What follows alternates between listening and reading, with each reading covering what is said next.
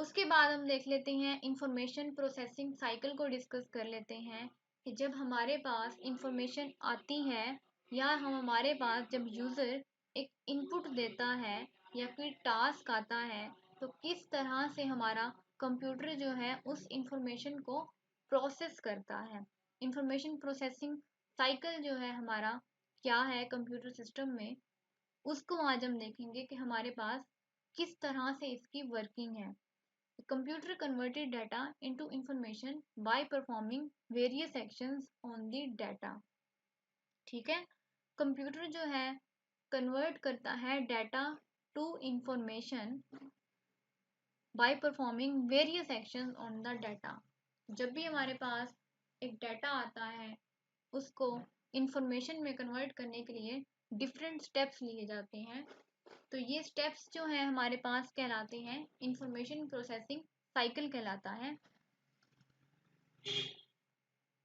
Information processing cycle के अंदर जितने भी स्टेप्स होते हैं उनको हम एक सीक्वेंस में जो है फॉलो करते हैं। तो कोई भी हमारे पास जो इंफॉर्मेशन प्रोसेसिंग साइकिल है उसके जो है 4 स्टेप्स होते हैं। Number 1 is input, second processing, third output and fourth one storage.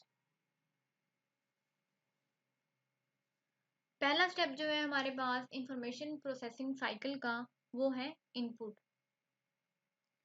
तो जब भी यूज़र हमारा कोई हमारा एक इनपुट देता है या हमारे पास कोई कुछ सबमिशन कर रहा होता है तो वो हमारे पास कहलाता है input. The data that is given to a computer is known as input.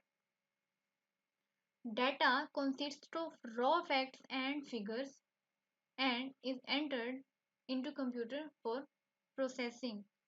तो हमारे पास जो हमारे पास कंटेंट आ रहा होता है, जो यूज़र हमारे पास सबमिट कर रहा होता है इन ए फॉर्म ऑफ इनपुट, तो हमारे पास जो वो कंटेंट होता है वो हमारे पास बेसिकली डाटा फॉर्म में होता है।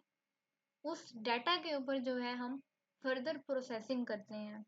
तो हमारे पास इनपुट में जो डाटा सबमिट हो रहा होता है वो हमारे पास जो सबमिट हो रहा होता है वो होता है या तो कीबोर्ड के थ्रू सबमिट हो रहा होता है कि यूज़र जो है उसके ऊपर कुछ टाइप करके सबमिट करवा रहा होता है, या माउस के थ्रू जो है हमारे पास उसकी सबमिशन हो रही होती है इनपुट की।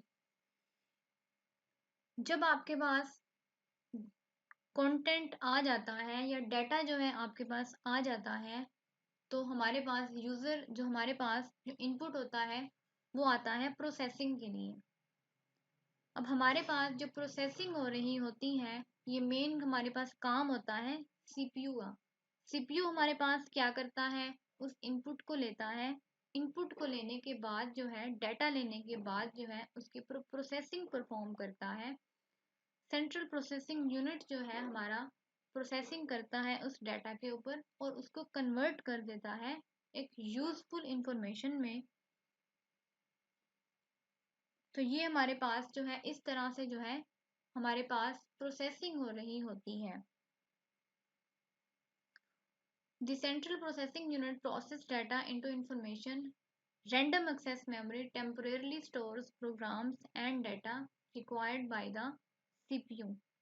तो हमारे पास जब CPU की प्रोसेसिंग हो रही होती है तो हम टेम्पोरेरली डाटा को स्टोर भी कर रहे होते हैं।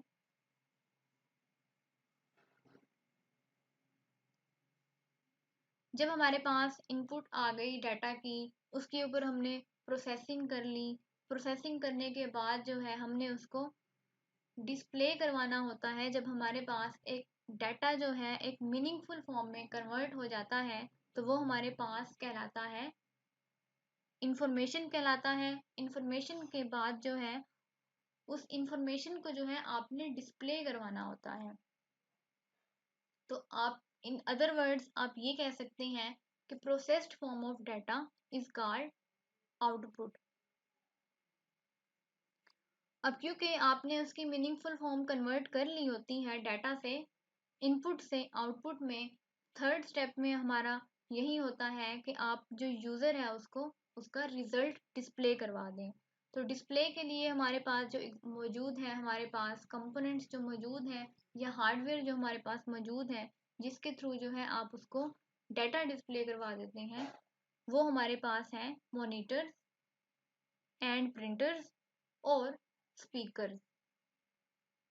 तो डिस्प्ले हमारे पास किस तरह से हो रहा होता है कि अगर आपके पास हमारे पास जो है इनपुट हमारे पास जो है वो है टेक्स्ट की फॉर्म में जो है, तो अगर टेक्स्ट की फॉर्म में हमारे पास डाटा है, ग्राफिक्स हैं, तो उसका डिस्प्ले आप करवा देते हैं मॉनिटर और प्रिंटर्स के थ्रू।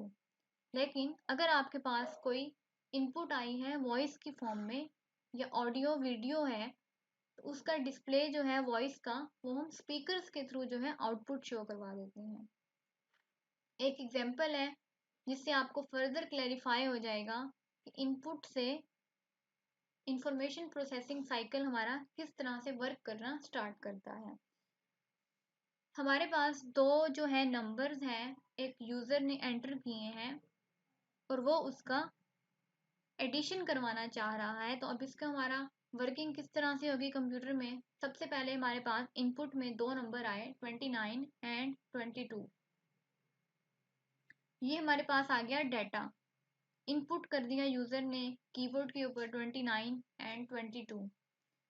अभी प्रोसेसिंग में क्या होगा, जो हमारा सीपीयू है इन दोनों को ऐड करेगा, क्योंकि यूज़र को एडिशन चाहिए तो इसके ऊपर जो है प्रोसेसिंग करेगा, 29 प्लस 22 कर देगा। जब उसने प्रोसेसिंग कर ली तो हमारा डाटा जो है इस वक्त कन्वर्ट हो गया इंफॉर्मेशन में, या हमारा डाटा जो है इनपुट से जो है आउटपुट फॉर्म में आ गया। तो प्रोसेसिंग के बाद जो है हम उसको डिस्प्ले करवा देंगे, तो हमारे पास जो आउटपुट हमारे पास शो हो रही होगी आपके मॉनिटर में, वो आ जाएगी 51। इसके बाद जो है हमारे पास प्रोसेसिंग साइकिल का जो फोर्थ स्टेप है वो हमारे पास है स्टोरेज। आउटपुट को जो है जब आपने उसको एक बार आउटपुट में कन्वर्ट कर लिया, तो अगर आप उसको फ्यूचर में यूज़ करना चाह रहे हैं तो आप किस तरह से यूज़ करेंगे कि हमारा कंप्यूटर जो है उसको स्टोर कर देगा फॉर फर्दर यूज़। स्टोरेज की जो है हमारे पास डिफरेंट वेज हैं कि हमारा जो डाटा है उसको किस तरह से कंप्यूटर सेव कर रहा है। तो हमारे पास जो डिफरेंट डिवाइसेस हैं जो यूज़ कर रहे हैं हम स्टोरेज पर्पस के लिए, तो वो हमारे पास इस टाइम जो अवेलेबल हैं वो है हमारे पास हार्ड ड्राइव है। आपके जो कंप्यूटर के अंदर लगी हुई है वो हमारे पास हार्ड ड्राइव में आप डाटा को स्टोर कर सकते हैं। सीडी में डाटा स्टोर हो रहा है, डीवीडी में जो है आप उसकी स्टोरेज कर रहे हैं, और एक जो हमारे पास टर्म है वो है यूएसबी फ्लैश मेमोरी। तो यूएसबी में जो है अपना आप डाटा की स्टोरेज कर लेते हैं। ये हमारे पास जो है इंफॉर्मेशन प्रोसेसिंग साइकिल है जो हम यूज़ कर रहे होते हैं एक यूज़र से इनपुट को यूज़फुल फॉर्म में कन्वर्ट करने के लिए।